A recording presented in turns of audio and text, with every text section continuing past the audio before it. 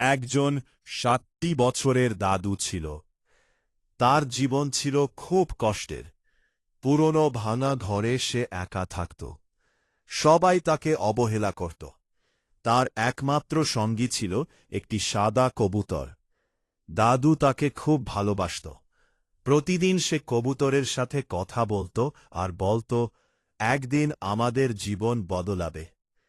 একদিন হঠাৎ কবুতরটা আকাশে উড়ে গেল। অনেকক্ষণ পরে ফিরে এলো, আর তার ঠোঁটে ছিল একটি চকচকে সোনার আংটি। দাদু অবাক হয়ে গেল।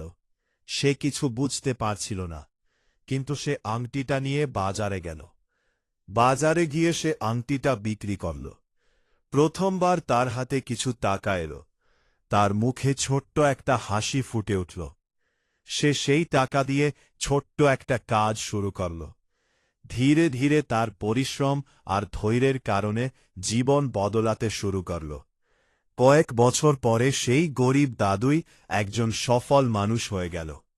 তার নিজের সুন্দর ঘর হল, ব্যবসা বড় হল। সে শুধু হাসত আর বলত, জীবনে সুযোগ একবারই আসে, সেটাকে কাজে লাগাতে হয়।